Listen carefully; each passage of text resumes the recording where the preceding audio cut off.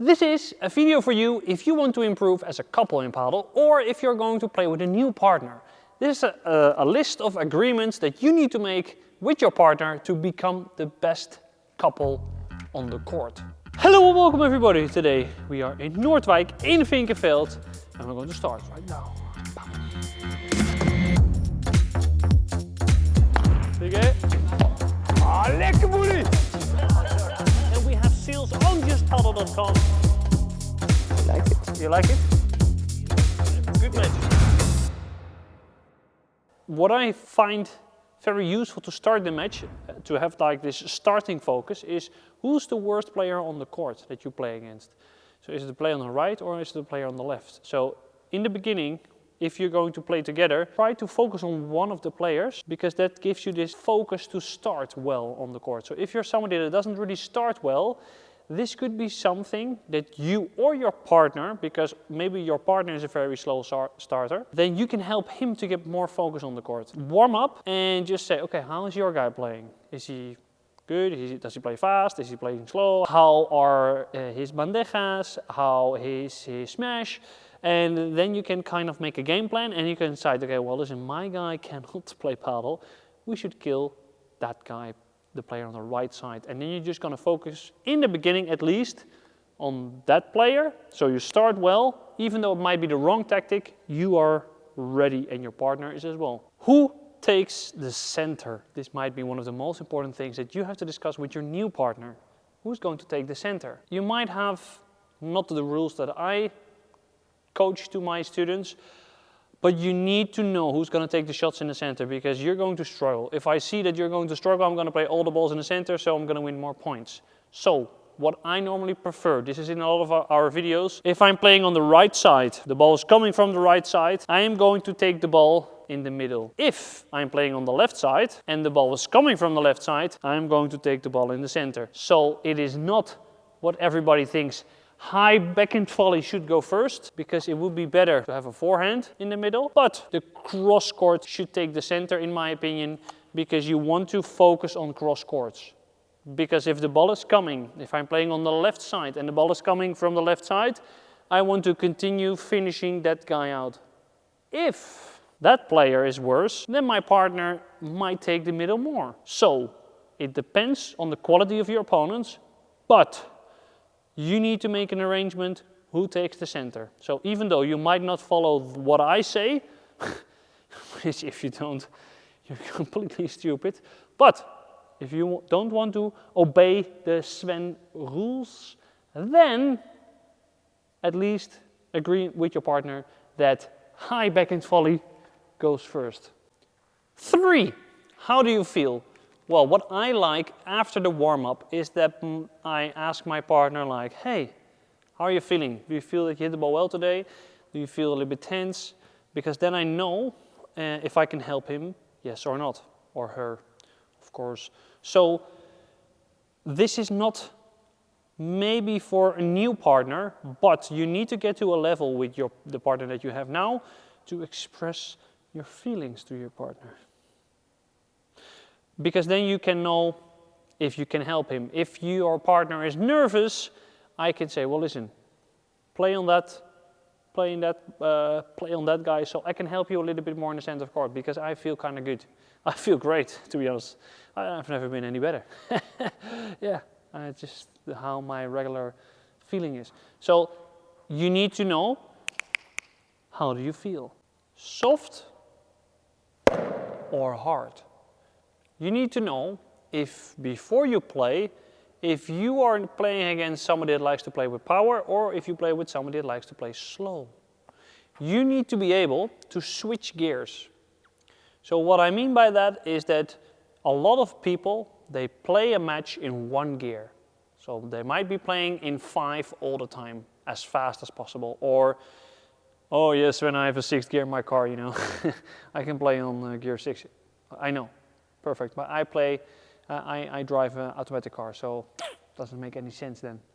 I'm playing automatic paddle. Back to the video. So what I mean by that is that you need to be able to switch the speed of the ball. If you say, listen, these guys, I was warming up and they play quite fast. I think they like it if I play fast. You need to be able to slow down, to switch gears, to change the speed of the ball. So this is a very important aspect, is that you ask your partner, do we need to play slow to this guy or fast? Because I don't know what helps the most. Point number 5 is how to be coached. What I mean by that is, what do you want to hear if you are making a mistake? So if I play with somebody and I've been playing with him a little bit more, then I would say, listen, if you make a mistake, what would you like me to say? Should I say, don't worry, mate, shit happens? Or should I be, listen, don't make any mistakes, come on, I don't want to see any more mistakes, idiot. Jesus Christ, the worst partner I've ever had. For me, if I make a mistake, tell me. So I am somebody that likes to hear that my shot is absolutely garbage and I should work harder, because that motivates me. If I play with somebody and I make a mistake and they are, don't worry, I'm like, listen, don't tell me that. Because I hate it and I get so upset if somebody coaches me in the wrong way. But I need to be able to say to my partner, listen, I would like to be coached in this way. So if I'm making a stupid mistake, tell me that this mistake is stupid. If I'm making a good shot, sometimes don't say amazing, because then I might become overconfident and I'm going to do it again and again and again in a way faster shot. So ask yourself, how do I want to be coached when I'm losing, and how do I want to be coached when I'm winning? And also ask your partner, what can I say to you that helps you on the court? So this can be, listen, you have to tell me that I need to move because I'm slow, and if I'm slow, I'm gonna make mistakes. So this is endless, but you need to have a conversation with your partner in this topic. 6 is, what is your favorite shot? For example, I was playing with a guy that had a brilliant backhand volley. It was not the first thing that I would notice of him because he had a lot of good shots, but he said, listen Sven, my backhand volley, I like it if I'm playing it to that corner. So just that you know. So if I get a high backhand volley, I'm going to play a lot of the balls there because it's my favorite angle to play. And then I'm like, okay, so if he's going to play there, I'm going to move more to the center of the court to accelerate maybe the ball after that. So it's very good to tell your partner your favorite shot. So this will help a lot to manage the predictions of the partner. Because if... Did I say the wrong thing? Okay, well, I am somebody that already goes to the place where I expect my partner to play the shot. I'm not the quickest paddle player in the world, so I need to know. I want my partner to say, this is one of my favorite angles to play, because if I know, the moment I see my partner is there, I know that I might be playing from the second post. I need to move in, because this ball is going to be close to the glass, bam, boom, punto. And then I have a solution for my slow body. Perfect. So, when would you like to be coached? Before, during, or after the game? Before the match, would you like to say, okay, listen, this is going to be the plan. Are you somebody that can change the plan during the game? Are you somebody that finds it okay to change the game when you are playing bad? Do you feel worse if your partner says, listen, we have to change? Are you able to do that? Or are you somebody that says, listen, this is the plan we're going to play. After the match, we're just going to check if this is correct. Because I find it very difficult to get new information during the game, because I cannot handle it, because you might get overwhelmed with the amount of information. So also, if you have a coach, say, listen, just tell me one thing maximum, because if I hear more than 2 tips, I'm going to lose my mind and I'm going to kill you. You could do that, because then it would be better for me. I have more work.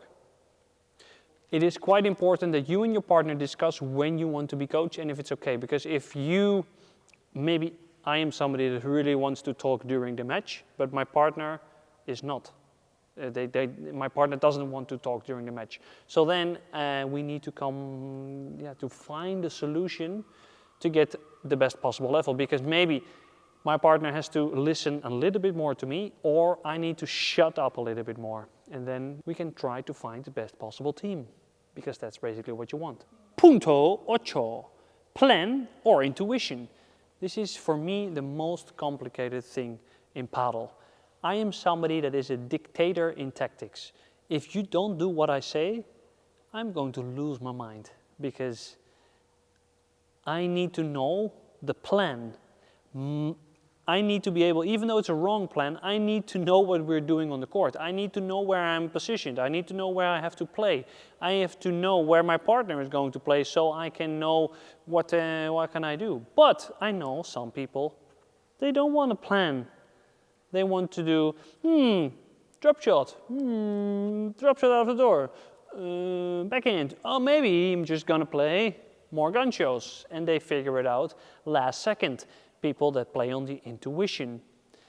If I'm going to try to get my partner into the tactics world where everything is a plan, my partner's not going to like it. If I want to play in a plan and my partner asks me to play more out of the plan, it's not going to work for me, because I need to know what I'm going to do. So you need to respect both sides, your own side and your partner's side. So maybe you have to compromise again, or you have to say, listen, I'm playing on the left side. I like to build up the point, which I do, and you have to do some crazy stuff. Good luck. You need to accept it. And maybe you can say, well, listen, you can do funny stuff, but at least give me 2 balls to the player on the left, and then you can do whatever you want. So then he knows, oh, okay, if I do well, I get rewarded, because then I can do whatever I want. Ha ha. Compromise. It's all about compromises, isn't it, this video? Yeah. Tip number 9, trigger words. Some of the best tennis players in the world use trigger words. They write something down in their whatever, and when they're on the bench, sitting in the game switch, they are just reading the words. Move, move, move, move, move. Because sometimes they forgot to move. Maybe, I don't know. But I think Justine Henin did this a lot, and it worked really, really well for her. So sometimes she kind of lost focus. She goes to the bench, reads, move, move, move, or this can be slow down, slow down, slow down, slow down. Because sometimes you lose yourself completely in a match. And maybe, now you're playing doubles, you can say to your partner, listen, if you're playing bad, what kind of trigger words can we use on you? And what trigger words can you use on me? So I'm going to play better. So if I'm playing fast all the time, we are going to use slow down, slow down, slow down, or glass, glass, glass. Because that triggers you to think, oh shit, I am doing the wrong thing. I am making the same mistake as I always do. And then your partner, your best friend, is going to tell you, slow down, slow down, slow down. And you need to listen to your partner. You need to forget the ego, throw it away, leave it at the supermarket, and then once you enter the court, you listen to your partner, because also your partner listens to you, and the other way around, and also the other way around. So if you both listen to each other, you form more of a team instead of one captain and one follower, because it should get a little bit closer to this sometimes. You might have a better leader and a better follower, of course, but the leader also has to accept information from the follower, because the follower also dictates the leader. And this is the end of the video, ladies and gentlemen. It's been a long day for me, and I'll see you next time. Hasta luego. Ciao. Adios.